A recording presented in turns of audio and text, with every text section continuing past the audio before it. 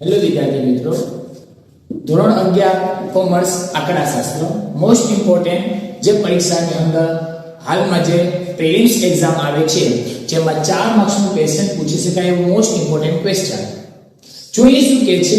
Page number 228 છે. પિન્ટુ શબ્દને dictionary મુજબ ગોઠવવાના પ્રકાર. આ જે પિન્ટુ શબ્દ છે એ ડિક્શનરી મુજબ કેવી રીતના ગોઠવવો તમે ચોપડીની અંદર જોશો, તમારા શિક્ષકો પાસે જોશો તો બહુ મોટી રીતે દાખલો ગણાવતા હોય છે, પણ આ સૌથી સરળ અને ટૂંકી રીત કે જે 4 માર્ક્સ તમારા પક્કા છે. સમજીએ તો શું કરવું? તો સૌપ્રથમ આ જે શબ્દ છે ને અંગ્રેજી મૂળાક્ષર પ્રમાણે ગોઠવવાનું રહેશે. એટલે કે પહેલા કયો શબ્દ અંગ્રેજી મુજબ ક્રમ મુજબ ગોઠવવામાં આવે, ક્રમ મુજબ ગોઠવતા. ક્રમ મુજબ ગોઠવતા તો સૌપ્રથમ આપેલ શબ્દને અંગ્રેજી મૂળાક્ષરમાં પહેલા કયો અક્ષર આવે છે? તો પહેલો I આવે છે, પછી N આવે છે, પછી T આવે છે, પછી E આવે છે અને U. એ પ્રમાણે આપણે ગોઠવવાનું રહેશે. હવે શું કરવાનું છે? હવે આ જે પિન્ટુ શબ્દ છે હું કીધું P I N T અને U. હવે શું કરવાનું છે? ચાલે 0 ફેક્ટોરિયલ, 8 ફેક્ટોરિયલ, 2 ફેક્ટોરિયલ, 3 ફેક્ટોરિયલ અને 4 ફેક્ટોરિયલ લગાડી દીધું.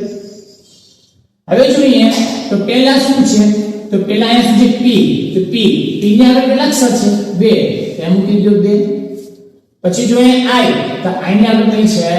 નહીં. એમ શું આવશે? 0 આવશે. N ની આગળ તો કઈ છે? નહીં. તો શું આવશે?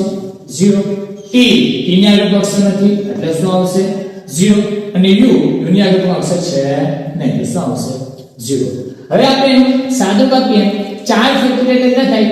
4 ગુણ્યા 3 ગુણ્યા 2 ગુણ્યા 1 અને ગુણ્યા કેટલા થશે? 2. હવે બધાયનો આપણે ગુણાકાર કરીએ. 4 તેરી 12, 12 દુ 24, 24 દુ કેટલા થાય? 48. તો તમારો જવાબ કેટલા આવ્યો? 48 આવ્યો. હવે 3 ફેક્ટોરિયલ એટલે થાય જવાબ શું થશે? 3 ગુણ્યા 2 ગુણ્યા 1 ગુણ્યા 0 એટલે બધાનો ગુણાકાર કરીને જવાબ શું આવે? 0. નીચે પણ આપણે જોઈએ 2 ફેક્ટોરિયલ એટલે 1 વધી જવાનું. 2 ગુણ્યા 1 અને 0 તો 0. એમનો જવાબ શું આવશે? 0. સેમ નીચે પણ 8 ફેક્ટોરિયલ ગુણ્યા 0 એટલે એમનો જવાબ શું આવશે? 0. 0 ફેક્ટોરિયલ એનો જવાબ હંમેશા શું આવે? 0. હવે શું કરવાનું છે? આ તમામનો સરવાળો કરવાનો છે. તો બધાનો સરવાળો કરશું કેટલું થશે? 48. હવે આપણને શું કીધું છે કે ડિક્શનરી મુજબ ગોઠવવાનો ક્રમ. ડિક્શનરી મુજબ ગોઠવવાનો ક્રમ કીધું હોય કે જે પણ ક્રમ આવે એના પછીનો ક્રમ. એટલે 48 ની અંદર તમારે એક શું કે નાખવાનું? પ્લસ કે નાખવાનું. એટલે આપણને ડિક્શનરી મુજબ ક્રમ કેટલાનો આવે? 49 નો આવે. તો આમ પિન્ટુ શબ્દને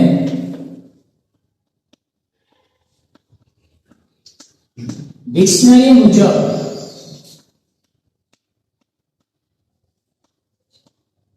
મળતો ક્રમ કેટલો હશે?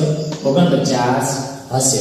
ચાલો હવે બીજો દાખલો જોઈએ. હવે આપણે જોઈએ નિરલ શબ્દને ડિક્શનરી મુજબ કેવી રીતના ગોઠવવામાં આવે. તો જોઈએ તો પહેલો જે શબ્દ છે નિરલ શબ્દનો કે જોઈએ તો પહેલા શું આવે છે? A, પછી શું આવી શકશે? I, પછી L, પછી N અને પછી R. અંગ્રેજી મૂળાક્ષર પ્રમાણે ગોઠવવું પડે. હવે જોઈએ તો આપણે અહીં પ્લસ નું લખો Niral N I R A L. જે અક્ષર છે એ અક્ષર અહીં મૂકી દેવાનું છે નિરલ. હવે શું કરવાનું? નીચેથી 0 ફેક્ટોરિયલ અને 8 ફેક્ટોરિયલ, 2 ફેક્ટોરિયલ, 3 ફેક્ટોરિયલ, 4 ફેક્ટોરિયલ નામ આપી દો. હવે આપણે અહીં જોવાનું કે n ની આગળ કેટલા અક્ષર છે? 3. એ ગુણ્યા કેટલા આવશે? 3. I ની આગળ કેટલા અક્ષર છે? 1. R ની આગળ કેટલા છે? 1 અને 2. A એની આગળ કઈ છે નહીં અને L ની આગળ કઈ છે નહીં. તો જવાબ શું આવશે? 0 આવશે. હવે આપણે દરેકનું સાદું કાપીએ. 4 ફેક્ટોરિયલ એટલે કેટલા થાય? 4 તેરી 12, 12 દુ 24 એટલે 4 ગુણ્યા 3 ગુણ્યા 2 ગુણ્યા 1 અને ફેક્ટોરિયલ છે એમને x સુધી લઈ જવાનું હોય છે અને ગુણ્યા કેટલા આવશે? 3. ગુણ્યા કરે 4 તેરી 12 12 × 24 24 તેરી 72. ત્યાં પછી 3 ફેક્ટર એટલે 3 × 2 × 1 એટલે 3 દુ 6 થશે. 2 ફેક્ટર એટલે 2 × 1 × 2 એટલે થશે 2 દુ 4. 1 ફેક્ટર એટલે 1 × 0 એટલે જવાબ આવશે 0. 0 ફેક્ટર એટલે શું થાય તમારો જવાબ 0. હવે આપણે બધા એનો સરવાળો કરવાનો છે. સરવાળો કોની 6 ને 4 10 ને 2 12 7 ને 1 8 82 ને એમાં શું હોય તમારે પ્લસ.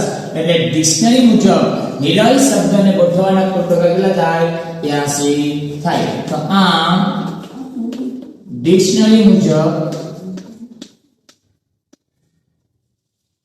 નિરલ શબ્દને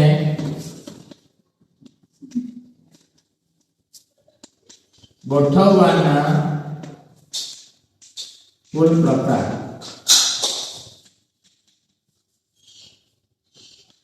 કેટલા થાય 82 થાય. Thank you. આપણું ચેનલને લાઈક અને સબસ્ક્રાઇબ કરો.